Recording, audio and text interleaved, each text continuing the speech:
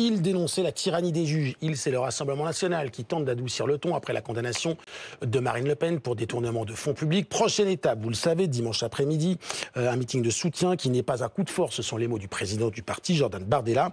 Avant d'en parler, voici une conséquence des menaces de mort contre les magistrats qui ont condamné en première instance Marine Le Pen et d'autres membres du Rassemblement national. 5 auteurs de ces menaces ont été identifiés. Les menaces contre les magistrats sont tout à fait inadmissibles et intolérables, évidemment, dans une démocratie. Une enquête a été effectivement diligentée. 5 auteurs ont été identifiés et seront effectivement poursuivis et sévèrement condamnés, je l'espère. Et les magistrats. Tout le monde s'installe sur le plateau sur lequel reste Roland Quérol, toujours politologue, toujours enseignant, toujours chercheur à Sciences Po. Bonjour Anna Cabana, toujours éditorialiste de BFM TV. Oui, absolument, et ravi de vous retrouver. Écoutez, c'est épisodique, mais c'est un plaisir. Bonjour Jean-Alain Lacapelle, merci d'être présent évidemment, membre du Bureau national du Rassemblement national et ancien député européen. Ce n'est pas un coup de force, c'est la précision importante qu'on attendait évidemment du président de votre parti, Jordan Bardella, sur le rassemblement de dimanche. Quel sens vous lui donnez, vous, à ce rassemblement de dimanche ? Écoutez, depuis lundi, il s'est passé beaucoup de choses. Je crois que beaucoup de gens, beaucoup de Français ont été choqués par la décision de justice qui a été rendue à l'encontre de Marine Le Pen, qu'ils estiment disproportionnée. Extrêmement sévère et nous avons reçu énormément de témoignages. Mais il y a une majorité dans les sondages qui dit qu'il n'est pas choqué, que c'est normal, qu'ils comprennent la décision. Oui, alors vous savez... Entre 57 et 66%. Mais nous, ce qu'on a vu, on a nos indicateurs. Vous savez, on a des centaines de milliers, 300 000 personnes sur les 48 000, parce qu'on a été piratés, vous le savez, sur le site. On a eu 300 000. On a fait signature sur la pétition en soutien à Marine Le Pen. On a eu 10 000 nouveaux adhérents. Sur les 48 premières heures, là aussi, ce sont des chiffres records, et ça continue. J'engage d'ailleurs les gens à continuer à venir nous soutenir, notamment des gens qui adhèrent et qui ne votaient pas Marine Le Pen, qui ne votaient pas au Rassemblement national, et qui viennent aujourd'hui donc choqués par ces décisions qui n'assument pas. Mais à partir du moment où la justice fait un geste en disant qu'il y aura un appel, et un appel plus rapide que les standards habituels, à quoi ça sert finalement ? Puisque Marine Le Pen aura l'occasion de se réexpliquer, de se redéfendre et éventuellement... Mais nous sommes dans la déclaration d'intention. Bien évidemment, c'est une très bonne chose quand les magistrats annoncent que le calendrier judiciaire va peut-être se rétrécir et qu'on pourrait traiter la procédure d'appel été 2026. C'est une très bonne chose et Marine Le Pen l'a souligné. Mais il s'avère que tout de même, aujourd'hui, il y a une décision qui a été prise et qui est une véritable négation de l'état de droit, puisqu'on prive Marine Le Pen... Mais c'est au contraire l'illustration de l'état de droit. Oui, mais cette suspension provisoire... C'est là, cette exécution provisoire. C'est bien là le souci, parce que il y a aujourd'hui en France, vous avez une juridiction à double niveau. Vous avez la première instance, qui va avoir un premier verdict, c'est le verdict qui a été prononcé lundi. Puis les cours européennes, si vous voulez, qui permet de suspendre la peine et qui vous redonne un statut de présomption d'innocence. Marine Le Pen est présumée innocente jusqu'à ce que la décision d'appel soit rendue. Ah ben là aujourd'hui non, parce que la peine, la peine est immédiate. Donc elle n'est plus. Exactement. Et l'exécution provisoire lui retire cette présomption d'innocence. Et c'est là que c'est un scandale démocratique. Et c'est contre cela, bien sûr, que nous sommes en colère et que beaucoup de Français sont choqués. Et le principe et l'état d'esprit de cette grande réunion que Jordan Bardella met en place avec le Rassemblement national le week-end prochain, c'est un grand rassemblement populaire, démocratique, que l'on veut pacifique bien évidemment, en soutien à Marine Le Pen, en soutien à la démocratie. Et je serai moi dans le Loiret, sur les marchés, croyez-moi, samedi, comme l'ensemble d'ailleurs des cadres du mouvement. Et nous serons tous dimanche à 15h, place Vauban, à Paris, pour soutenir Marine Le Pen dans le cadre de cette affaire. Monsieur Lacapelle va pas aimer la question, mais est-ce que c'est aussi un moyen, cette colère médiatique et cette mobilisation, de faire oublier la condamnation, tout simplement, il y a une sur le fond. Mais regardez, c'est très intéressant parce qu'il y a une inflexion politique et sémantique du Rassemblement national sur le sens donné à ce rassemblement. Quand il y a un appel à se rassembler dimanche, initialement, c'est contre les juges. Et là, voilà, contre la dictature des juges et ce scandale que représenterait ce jugement. Et après, une fois que cette colère s'est exprimée et que la Cour d'appel a rendu une décision en disant que l'audiencement serait fait dans des temps... été 2026. Voilà, été 2026. Donc ça veut dire qu'il répondait en partie à la demande formulée par Marine Le Pen, qui était que la justice se hâte. À ce moment-là, Marine Le Pen a donné comme consigne d'arrêter de viser les juges et de viser l'injustice. Et donc c'est cette inflexion-là qui s'est opérée. C'est-à-dire que maintenant, c'est plus contre les juges, mais contre l'injustice dont serait victime Marine Le Pen. Et dans la bouche de Jordan Bardella, ça va loin, parce que non seulement il dit c'est pas un coup de force, mais il dit c'est au contraire une défense de l'état de droit et de la démocratie. Et du côté de Gabriel Attal, parce qu'il y a un contre-meeting qui était prévu de longue date. C'est 2027 qui commence. Donc voilà. Ah, mais de toute façon, je vais vous dire, lundi, le prononcé de ce jugement a lancé la campagne présidentielle 2027. Donc Gabriel Attal en face, que fait-il? Lui, il va essayer de montrer que Marine Le Pen est en train de se trumpiser, puisque vous avez... Un reproche, parce que c'est pas, en général, quand on dit ça, c'est pas un compliment. Je vous le confirme, dans la bouche de Gabriel Attal, c'est pas tout à fait un compliment. Je dois juste poser la question à Roland Quérol. Taper sur la justice, alors que c'est la justice qui peut vous faire un effort ou vous blanchir, c'était fortement une stratégie pas forcément la plus efficace, on imagine, non? Je crois que c'était maladroit et que ça pourrait se retourner contre le Rassemblement national. Et d'ailleurs, heureusement, ils ont compris et ils sont devenus maintenant plus modérés. Le ton a changé. Incontestablement. Ce qui se passe, c'est qu'il y a deux choses dans ce jugement. Il y a le jugement sur le fond. C'est ce qui est vrai. Après tout, une peine de prison, dont 2 ans ferme. 4 ans de prison, 2 ans ferme sur bracelet électronique. C'est long. C'est long, et ça vient sanctionner un procès qui avait été assez épouvantable à vivre pour les gens du Rassemblement national, tellement ils avaient apporté de l'eau au moulin de l'accusation par toute la façon dont ils décrivaient le travail des assistants parlementaires. Donc, je rappelle que en France, pour le pénal, 93% des jugements de première instance sont confirmés en appel. C'est-à-dire que c'est des magistrats différents, mais ils ont bien le droit de regarder le droit de la même façon que leurs petits camarades de première instance. Donc sur cette peine-là, j'ai peur qu'elle ne s'en tire pas aussi bien. Et puis il y a le problème de... Non, c'est l'exécution provisoire, c'est l'exécution provisoire. Et là, je suis d'accord avec vous, c'est en effet un procédé, mais pas seulement pour les politiques, un procédé pour le tout venant, qui est un procédé tout à fait discutable, parce que ça prive en effet des vertus de l'appel. Et la double juridiction, c'est un principe fondamental du droit français. Mais il reste la condamnation. Vous avez dit une chose juste, en appel, ils regarderont également le droit. Mais est-ce que le droit a été regardé en première instance? C'est là la question, parce que d'abord, je voudrais rappeler aux téléspectateurs, et la magistrate l'a dit, Marine Le Pen n'est pas condamnée pour corruption. Il n'y a eu aucun enrichissement personnel, il n'y a eu aucun emploi fictif. En revanche, il y a eu un désaccord administratif et une problème d'interprétation dans l'utilisation des assistants parlementaires et dans la frontière qu'il y a entre le parti politique pour lequel les parlementaires sont élus et le Parlement européen. C'est du détournement de fonds publics. Ça s'appelle, pardon, juste une chose, ça s'appelle du détournement de fonds publics. Il faut quand même le rappeler à nos téléspectateurs. Mais je voudrais vous rappeler tout de même que c'est une pratique qui était tout à fait normal, qui n'a pas été du tout masqué. Le modem le faisait, M. Bayrou a été relaxé.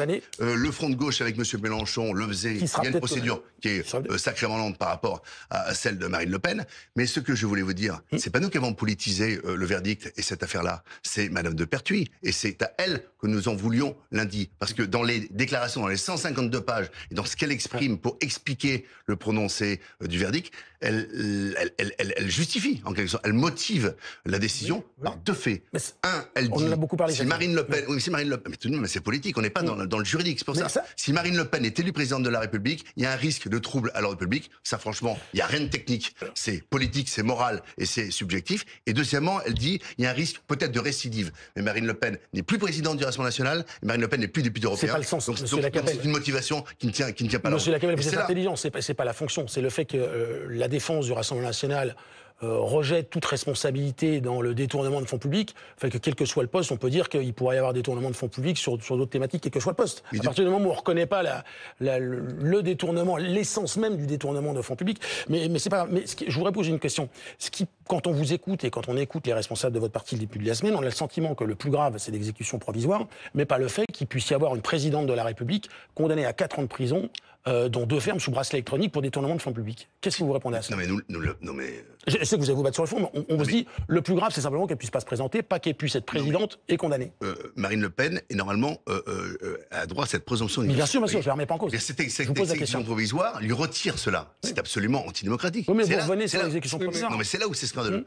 Nous, qu'il y ait un procès, un juste procès, qui ne soit pas politisé, parce qu'il a été politisé. Je rappelle tout de même qu'un des procureurs avait dit pour l'affaire Monsieur Jacques, il s'en souvient, mais il faut que les gens avait dit, il n'y a rien dans le dossier. Mais ça me ferait mal, en quelque sorte, ça me ferait mal c'était pour un cas de vous relaxer. Mais quand on lit les 24 cas... mais ça dénote l'esprit politique et le côté subjectif. Et il y a bien, franchement, dans cette illustration-là, une volonté de couper les pattes de Marine Le Pen et des autres députés qui l'entouraient. Et c'est ce que les Français pensent. C'est ce qu'ils nous écrivent. Pas majoritairement. Mais quand un certain nombre d'adversaires politiques, M. Mélenchon, d'ailleurs, fait partie de cela... Parce qu'il va peut-être être dans le même cas. Quand M. Bayrou dit qu'il est troublé, il connaît bien l'affaire... Quand des anciens membres du Conseil constitutionnel nous disent ça ne tient pas la route juridiquement. La question est importante, elle est posée. Et tout le monde pense que ce verdict-là est un verdict qui est politique et qu'on a tout fait pour aujourd'hui écarter la favorite des sondages pour l'élection présidentielle, qu'on a écarté Marine Le Pen. Ce qui est intéressant, c'est que tout cela est rendu possible, c'est une décision de droit,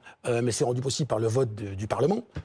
Est-ce que l'issue pourrait revenir par le Parlement avec une proposition ou un projet de loi déposé, par exemple? Il ne vous a pas échappé que le Premier ministre, François Bayrou, lui-même, a appelé les parlementaires à prendre leurs responsabilités. En gros, il dit, si vous voulez vraiment, vous le faites. Exactement. Il a, donc, dans les réponses aux questions au gouvernement, il a dit que c'était au Parlement de prendre ses responsabilités. Il a reconnu qu'il y avait, je cite, des interrogations et absolument sur l'exécution provisoire, et qu'il considérait comme citoyen qu'il devrait y avoir une possibilité de recours. Donc clairement, là aujourd'hui, la question se pose pour les parlementaires de savoir si ils vont se saisir de ce sujet. Alors celui qui s'en est saisi immédiatement, c'est Éric Ciotti, mais il s'en est saisi d'une façon qui fera que peut-être il ne sera pas suivi par les autres, si vous voulez. C'est-à-dire que c'est la difficulté. Je ne suis pas sûre que s'il y a un consensus doit se former, il se formera autour d'une personnalité qui clive autant qu'Éric Ciotti et qui en plus a pris le sujet. Qui dit que ça ne s'appliquerait qu'aux élus. Absolument. Et donc, faire une différence entre les élus et les autres citoyens, c'est... Alors que l'exécution provisoire, ça concerne tout le monde. Ça concerne tout le monde, bien sûr. Et c'est bon de le rappeler, il y a le nombre d'exécutions provisoires est d'ailleurs en hausse depuis plusieurs années. Donc ça veut dire que la question peut se poser en dehors d'Éric Ciotti, et si les parlementaires voulaient qu'elle aboutisse, il ferait bien d'ailleurs de se retourner vers d'autres que lui. Roland Quérol, ce que dit en substance, je n'ai pas les termes exacts de Marine Le Pen, mais elle dit ce serait un problème démocratique si je ne pouvais pas me présenter. Et en gros, le ou la présidente qui succédera à Emmanuel Macron n'aurait pas de légitimité. Quelle est votre analyse? Écoutez, c'est devenu une habitude maintenant dans la plupart de nos démocraties que dans une fraction de l'opinion publique, souvent celle à laquelle appartient Marine Le Pen, on met en cause les juges, les jugements, et à partir de là, ce qu'ils appellent un déni démocratique. Moi, je crois que le droit est le droit, que les gens qui sont là pour appliquer le droit, ils le font en toute conscience, y compris quand on peut le leur reprocher. Et du coup, il y a des procédures. Il y a des procédures d'appel, il y a des procédures de contrôle. Voilà même que Marine Le Pen a découvert les vertus de la Cour européenne des droits de l'homme. Formidable. Elle va s'adresser à elle alors qu'elle n'avait que mépris pour cette institution. Bon, il y a les procédures vont être suivies. Ça serait une bizarrerie politique d'avoir été 3 fois candidate à la présidentielle et d'être arrêté dans son dernier élan. Mais j'allais dire, comme on dit aux enfants, il ne fallait pas faire de bêtises à ce moment-là. Si Jordan Bardella est élu, il est aussi illégitime. S'il doit remplacer au pied levé Marine Le Pen et qu'il est élu. Parce que sa cote de popularité est quand même assez énorme. Voilà, vous me parlez de musique qu'on entend sur le plan B. Mais pour qu'il y ait un plan B, il faut qu'il n'y ait plus de plan A. Ouais. Il y a encore une possibilité de plan A. Aujourd'hui, je peux vous dire, pour avoir aussi croisé Marine Le Pen, je peux vous dire qu'elle est droite. Quand on voit la dignité qu'elle a dans son intervention, d'ailleurs, chez vos confrères, rappelez-vous, lundi soir, quand on voit la lucidité, elle a la posture, croyez-moi, d'une chef d'État, et elle est aujourd'hui notre leader, et ils vivent en binôme, vous l'avez compris. Entre nous, monsieur Lacapelle, entre nous, personne ne nous regarde, mais il faut quand même préparer un plan B, même si on n'en parle pas. Non, ce qu'il faut préparer, c'est continuer à préparer la défense de Marine Le Pen. Pas l'autre. Et éviter, parce que vous me disiez, cher monsieur, que les magistrats font bien leur boulot. Mais il y a beaucoup de magistrats qui font très bien leur boulot, bien sûr. Mais quand vous avez le syndicat de la magistrature, il y a quelques mois, envoie une note, un communiqué de presse, et qui appelle tous les personnels auxiliaires et tous les magistrats à faire barrage à l'extrême droite, eh bien, comment avoir confiance, sincèrement, dans l'impartialité et dans l'objectivité de certains magistrats? Je n'y crois pas. Quand Madame de Pertuis, qui juge Marine Le Pen, quand elle dit que Eva Joly a changé son destin, vous pouvez quand même vous poser quelques questions. Et quand on voit un ancien président de la République, Nicolas Sarkozy, pour ne pas le citer, qui est condamné à 6 ou 7 ans de prison, alors que certains trafiquants de drogue sont encore en liberté, tout de même, on n'est pas dans la condamnation là. Ça s'appelle des réquisitions à ce stade. Je comprends bien, alors très bien, des réquisitions. Mais imaginez le principal adversaire de Viktor Orban en Hongrie, écarté comme Marine Le Pen l'est en ce moment. Je peux vous dire, ça ferait beaucoup de bruit, que l'Union européenne refait du bruit, que tout le monde ferait un peu d'ingérence en Hongrie, et on ne le fait pas pour Marine Le Pen. Et on voudrait juste revenir sur quelque chose qui est très important contre elle. Je voudrais juste revenir sur quelque chose qui est important, parce que vous évoquiez le nom de Madame Pertuis. Qui a été menacée, des menaces de mort, 5 auteurs identifiés. Est-ce qu'il n'y a pas vous partagez pas une co-responsabilité, vous pas à titre personnel évidemment, mais à avoir mis en cause la tyrannie des juges, cette dictature? Qu'est-ce que vous dites à ceux qui menacent et à cette femme qui peut-être nous regarde? Toutes ces menaces-là sont inadmissibles. Ils sont inadmissibles. Et on ne cautionne pas cela. Et on n'a jamais cautionné cela. Et on n'appelle pas les gens à les manifester de manière agressive. Et Jordan Bardella l'a extrêmement bien dit. En individualisation sa décision. Non mais si vous avez 5 abrutis qui menacent, qu'ils soient jugés, qu'ils soient sanctionnés, très bien, bien sûr. Mais on n'a aucune ambiguïté là-dessus. Ce que Jordan Bardella a extrêmement bien dit, comme l'ensemble d'ailleurs des élus qui appellent les Français à venir. Je le répète, place Vauban à 15h dimanche, c'est pour soutenir la démocratie, c'est pour soutenir Marine Le Pen et surtout de le faire de manière absolument démocratique et pacifique. Mais pas de soutien, à cette personne dont le nom revient dans vos interventions, dans les interventions globales, et qui a été menacée de mort simplement pour avoir fait son travail, quelles que soient ses idées potentiellement politiques. Les menaces de mort, si elles ont été effectives, c'est absolument honteux. Et on ne cautionnera jamais ce comportement. Anna, vous allez regarder, ce sera une édition spéciale évidemment dimanche après-midi, mais vous allez regarder ce qui va se dire, ce qui va se passer, la mobilisation dimanche, on se plongera dans un autre calendrier, pas seulement le calendrier judiciaire. Mais ça va être très intéressant dimanche, parce que vous aurez vraiment 2 meetings, voire peut-être 3 meetings, parce que Marine Tondelier, la chef des écologistes, a dit que les écologistes n'allaient pas rester les mains dans les poches, n'allaient pas laisser le monopole de la mobilisation à l'extrême droite. Donc, vous avez Gabriel Attal qui avait prévu le premier grand meeting, depuis de longues semaines, le premier grand meeting de Renaissance sous sa tutelle à lui. Et dans ce meeting, il y aura Édouard Philippe et François Bayrou.